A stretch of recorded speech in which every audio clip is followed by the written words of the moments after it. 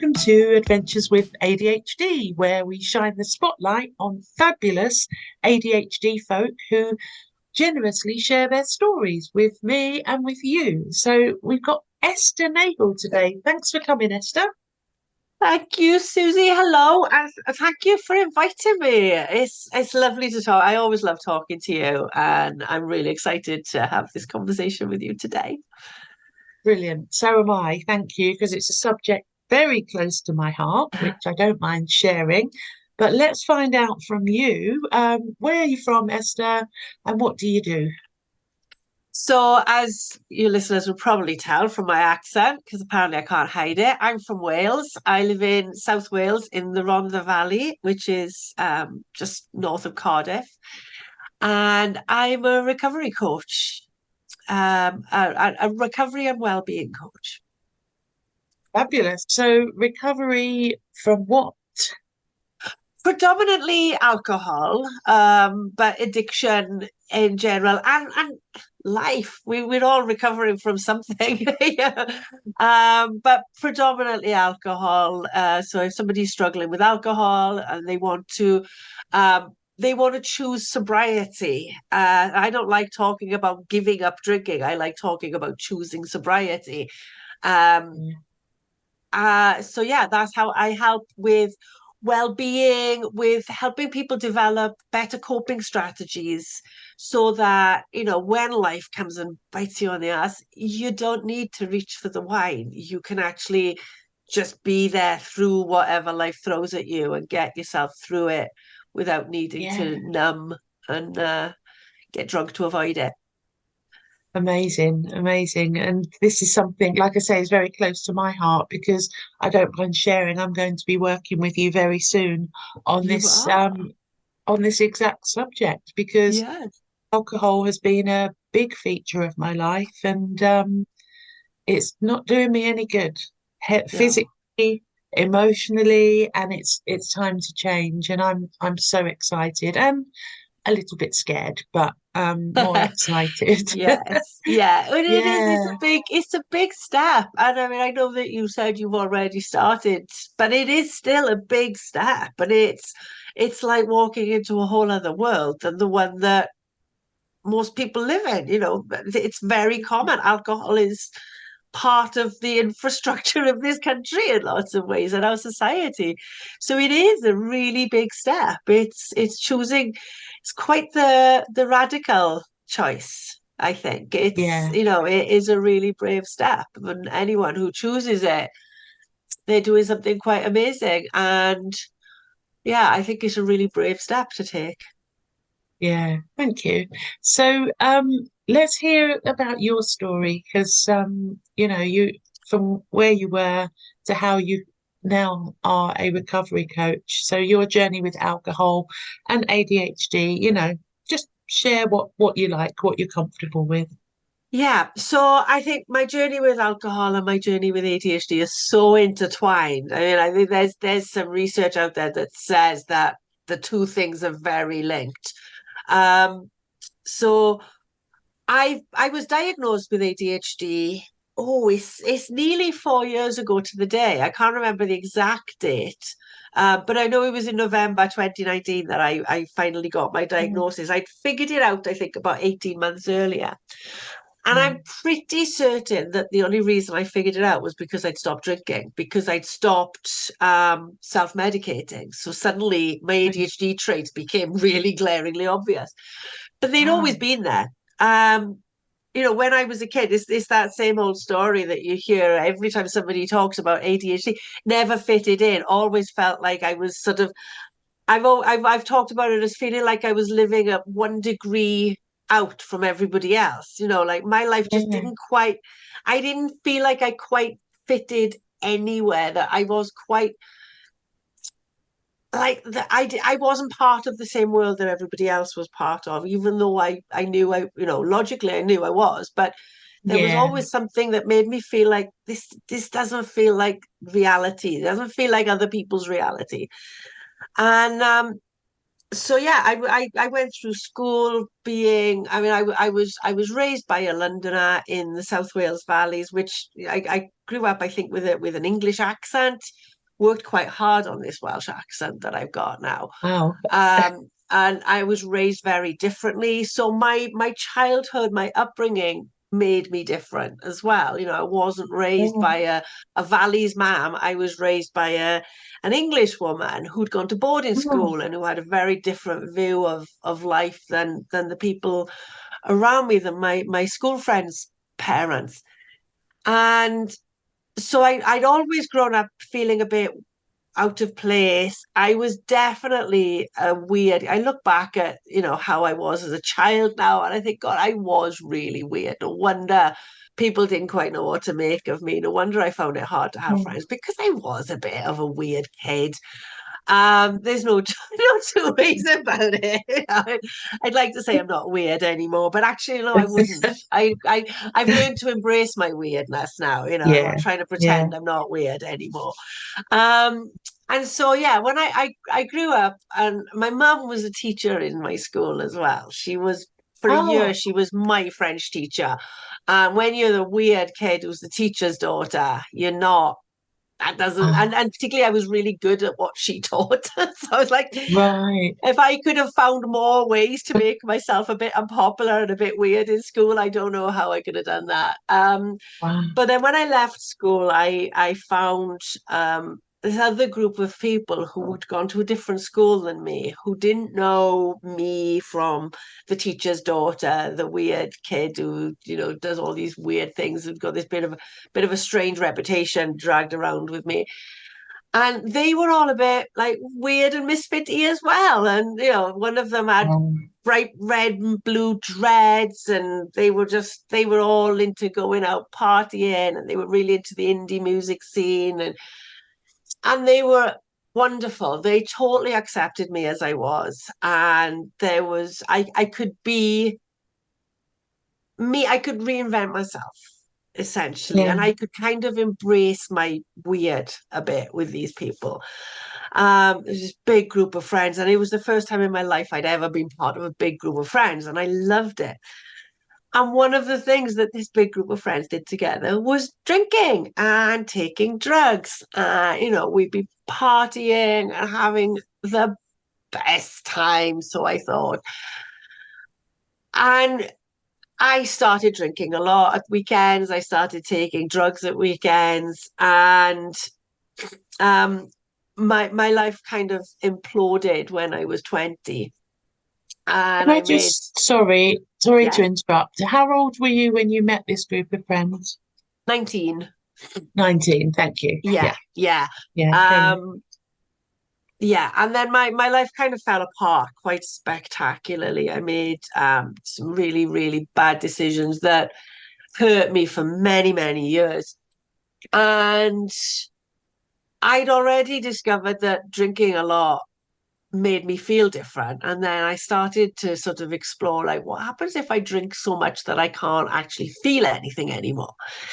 And Yeah, so that's what I started doing. I started drinking a lot. I started drinking very heavily. My weekends were already about drinking too much, and they became even more so.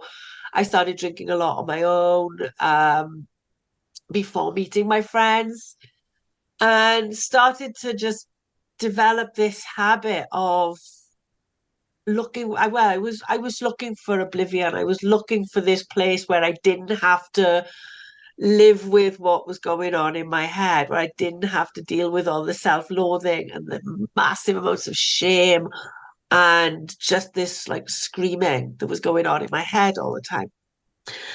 And that set in motion a way of dealing with my problems that lasted 20 years. Um, And I mean, I did a lot. I would have been what you call a functional alcoholic. I managed to get a degree. I was a single mum. I held down jobs. God only knows how sometimes. mm, Um, Pretty sure I lost at least one job because of my drinking as well.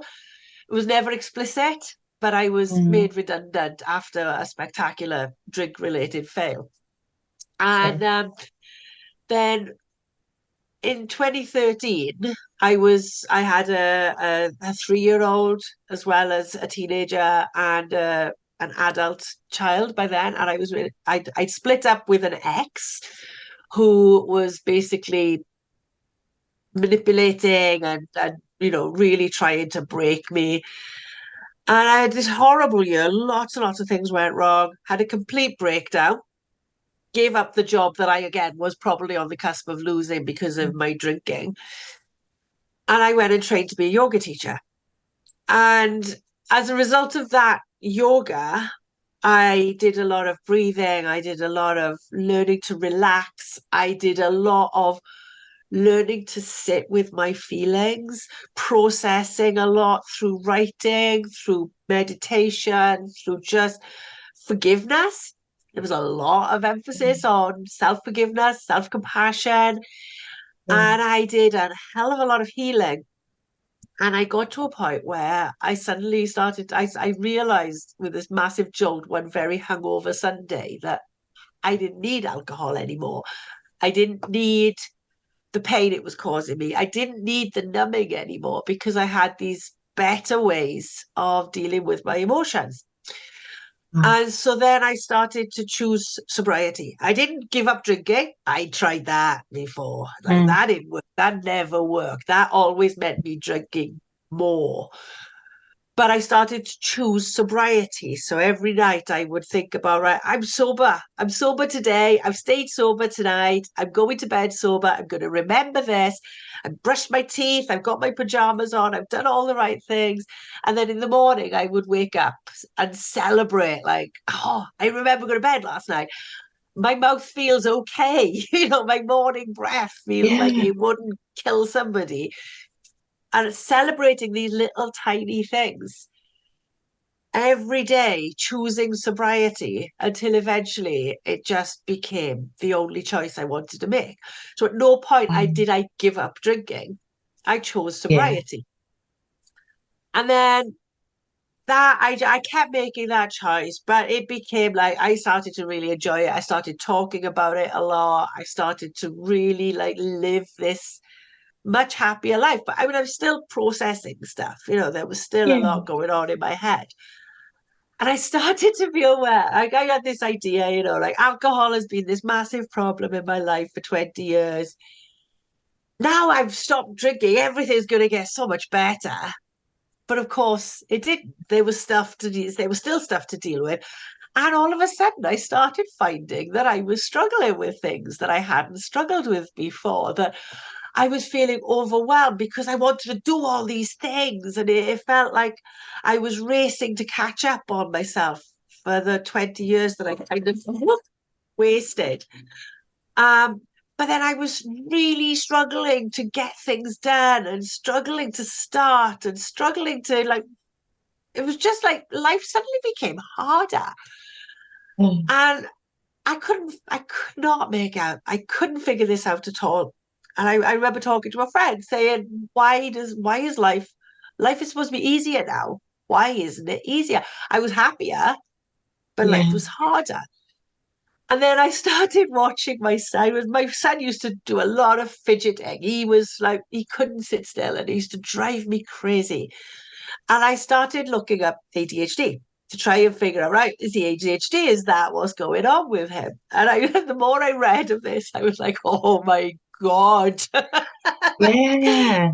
Light yes, bulb. that's me. Yes, that's me. Yes, that's me. Like every single thing I was reading on these lists, I didn't see him as much as I saw myself. I was like, okay, well, that would explain like everything. Everything about the last Yes. 40 years can be explained by these four letters. And the more I learned about it, the more I was like, this is me, this is me, this is totally me. And even Yeah. learning about like the link between drinking and addiction and ADHD, the impulsivity, the recklessness, the risk taking, the hyperfocus, the fact that when seeking dopamine, seeking stimulation, that inability to stop, even though Yeah. this isn't what I meant to be doing, but I'm sure as hell gonna do it. Yeah. It just all made so much sense. So I know I'm pretty certain 100% certain that I wouldn't have figured out that I've got ADHD had I not stopped drinking, because I think that that opened the door that Yeah. allowed me to see the ADHD, even though looking back, it had clearly always been there.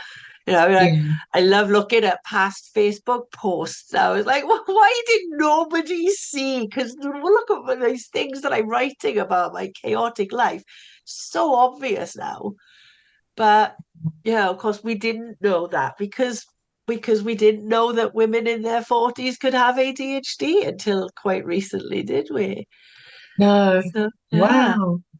So you were essentially self-medicating all that time and kind of covering up to a degree your symptoms. Yeah. Um, yeah, and I think Yeah, yeah, so many people do this, don't they? yeah, yeah. It Like, was drinking, it was cigarettes, it was weed, sugar, coffee, sex, TV, all of the things which I'm now yeah, far more aware of, or some of them aren't even in my life anymore. You know, it was all of those things. And, of course, the sugar would follow the drinking. After drinking too much, I would drink loads of coffee and eat loads of sugar to try and give myself the energy that I need. When I was drunk, I'd go shopping online, just like buying things yeah, would turn up off eBay. I mean, what the hell was I thinking when I bought that? What is it? So all of these kind of addictive behaviors can all meld into one, and it's basically undiagnosed, unmedicated, unmanaged ADHD. And I think that yeah, everything about my yeah, life now can be traced back to ADHD. yeah. And there's still so many people realizing, aren't there? Yeah, Women, yeah, men, um, all genders really, that things are making more sense because there's more awareness as well. And yeah. yeah, I mean, I was diagnosed about 13 years ago, so I was a bit ahead of the game. But Wow. yeah, drinking has been a big part of my life. And when I was younger and more hyper, I'm a bit more inattentive these days. But when I was more hyper, I was just drinking and drinking to try and calm that down. Yeah, yeah. I think that's one of the reasons why I liked weed so much, was because it would slow my brain down, but it would also calm my body. I mean, you can't be hyper when you're stoned. It's just not physically possible. Yeah, Um, yeah, so I think that's why it appealed to me from a physiological perspective, from an emotional perspective, as well as the fact that I was a big Beatles fan. It was like I could convince myself it brought me closer to the Beatles, which I did. I would tell yeah, myself, well, I'm listening to this music the way it was meant to be heard if I was absolutely yeah, out of it. yeah. But yeah, I think Oh, it definitely calmed the hyper. it's so how is life for you now? Sobriety. What's sobriety like then? Oh, sobriety is, I love it. I love it. I mean, life is hard sometimes because I'm human and life is hard. It's not the it's not the magic potion that's going to make life wonderful. There's a reason why we drink too much. It is because life is hard and because we have problems. So because life kicks us hard from time to time. I mean, I since I got sober, I've had a lot of really big stuff to deal with, a lot of really hard things to get through. Yeah, Not even thinking about the whole COVID stuff that we all went through. I was looking at through that. I was so glad I was sober. When I was looking at my Facebook feed and seeing everyone, like, not everyone, but seeing so many people yeah, going, well, I got nothing else to do. I may as well start drinking now. yeah, I would have killed myself. I would have killed myself in COVID if I had, because I was so stressed out. I was so anxious. I was so unhappy. I'm an extrovert and I like being outside. I did not cope well with isolation and being stuck in the house all the time. and the fear and the uncertainty. I don't do well with any of that. So I was Yeah. really unhappy, but I was so glad I was sober because I know how that would have gone if I'd been drinking, and it would not have ended well for me or my children. Everything that I enjoy is so much more enjoyable. I like, yeah, I love. I'm sure you've seen from my Facebook feed. I love going to see live music. I love being at festivals. I love being at gigs, and they are so much better sober. I remember them. I can Yeah. dance. I don't care if I'm the only one dancing. Um, I can be fully present in that moment, in that experience. And if I'm lucky enough to go meet the band, I don't end up making a drunken idiot of myself like I have done, many times in the past. Because I do like, hanging out to see if I can meet the band Yeah. afterwards. Yeah. And I have made an absolute idiot of myself in the past. So the joy of the gig and the joy of meeting the bands has been completely wiped out by the fact that I know I made a complete prat of myself. But now Yeah. that doesn't happen. So now I can have like reasonably intelligent conversation with these musicians that I enjoy watching. Um, and I can remember it, and I'm there. I'm actually there. I'm not spending half the gig in the toilets or outside smoking because I've had a drink, so therefore I need to smoke every 10 minutes. Yeah. Um, and I sleep better. I mean, I'm menopausal, so sleep is a bit of an issue anyway. But I sleep better. Um, I can get up in the morning. Like this morning, I got up this morning. I did a workout. I did some yoga, and I went for a walk. I can take care of myself. I can actually look after my body. I can look after my child. I've only got one little one still living at home, and yeah, everything it just feels more real. And people talk about sobriety as being boring. And I just think that it's not. We talked about this, didn't we, when we talked a couple of weeks ago, that you're not killing the boredom when you drink. You're numbing yourself against it. So it feels like you're not bored anymore, but actually, you're just drunk. Yeah. Life is so much more exciting when you can feel it, when you can experience it, when you actually get to see things as they really are and not Yeah. just through this blurry, hazy beer goggle view of life. And on the subject of beer goggles, if I mean, I don't have to worry about beer goggles anymore, which is a great thing because I've made some ridiculous decisions when I've been drunk about who I want to kiss. Like they would never have got anywhere near me if I'd been sober. So I see Wow. things as they really are, with obviously Yeah. within the context of my perspective on life. Yeah. Um, so yeah, I think sobriety is just it's it's like life. It's life is real, and how can that be boring? How can it be boring if you're actually experiencing life? Um, I'm much more adventurous now than I used to be. I think I'm Oh, more outgoing than I used to be. I'm more confident. I still have like there's lots of times when I'm not feeling confident about myself, but I am general as a general rule, I'm more genuinely confident in myself. I can I can go somewhere and talk to people and know that I'm showing up as me. I'm not slurring my words. I'm not talking rubbish at them. Um, and if I'm not feeling confident, I can own that as well. Instead of trying to yeah. pretend to be confident, it's okay to not feel confident. It's okay not to feel like you want to be the life of the party. You can actually own that. And say, actually, I'm feeling a bit more introspective, a bit more introverted today. Don't have to be. Gosh. We don't have to be the bubbly life and soul of the party all the time. You don't have to be super Yeah. confident all the time. You can just be how you are. And there's that sense of acceptance of this is who I am. Yes, there's things that I would really like to change about how I live. There are things I wish I could do better. There are there's still room for improvement because there always is. But I can Yeah. accept where I am right now. Whereas before, I hated myself, Mm. absolutely hated myself, always. I never liked myself.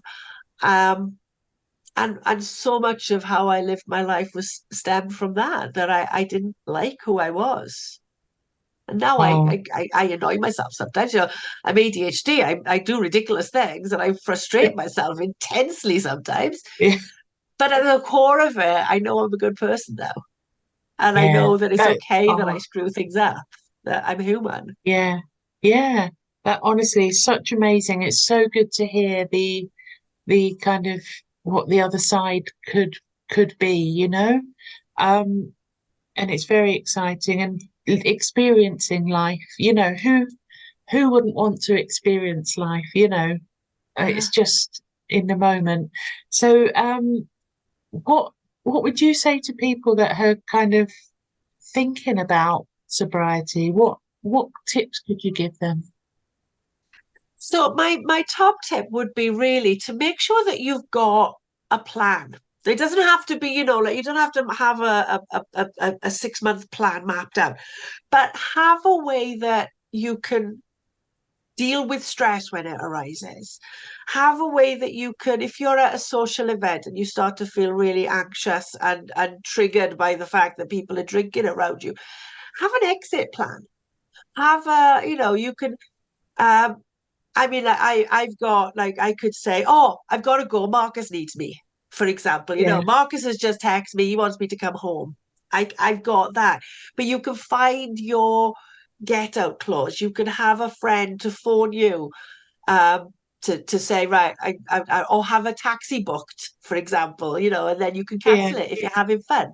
You could go out at 8 o'clock, book a taxi for 9 o'clock, and if you don't want it because you're having fun, you can cancel it. So have a plan, have a way, find something that you can do to replace the drinking as well. So if you were just trying to give up drinking and you don't have anything else in place that can replace that, like if you're used to on the weekend.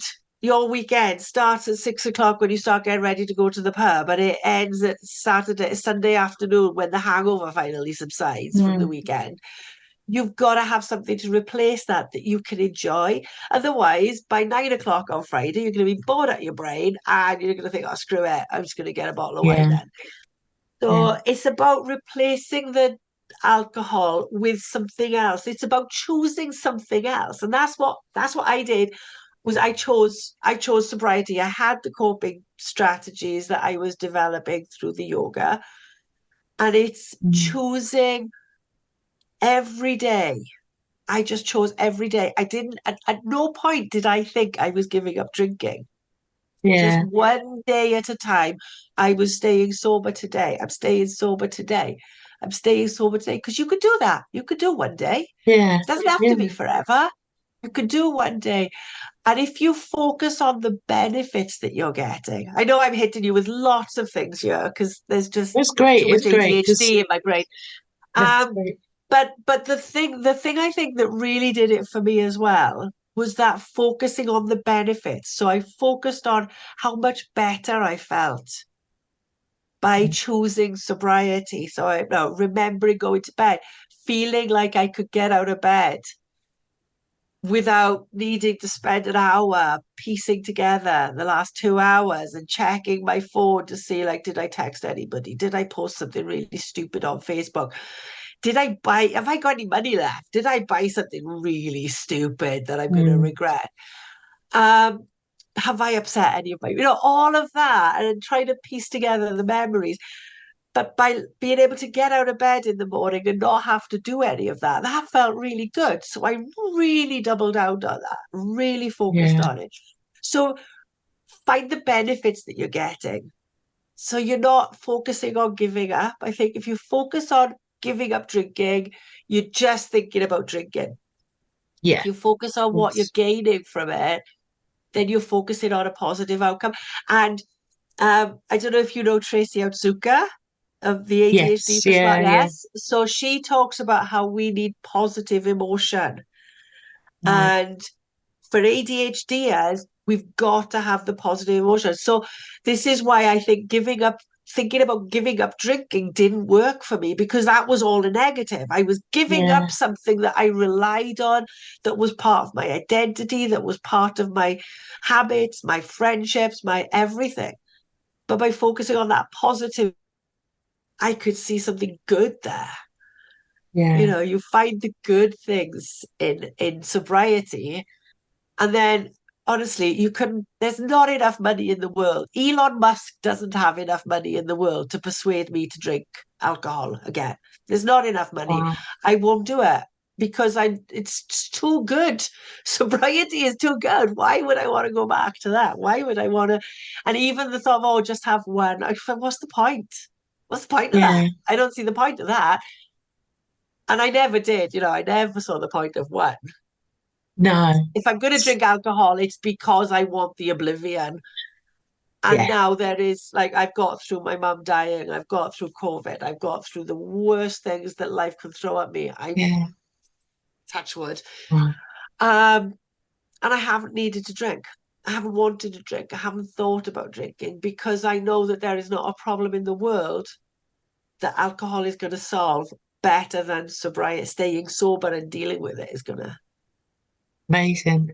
Oh, Esther, thank you so much. How, honestly, so open, honest, and I have to say it, inspirational because, I'm a bit further on my journey and it's just so lovely to hear your story and where you are now and the fact that you just you wouldn't even have a drink for millions of pounds. I mean, wow.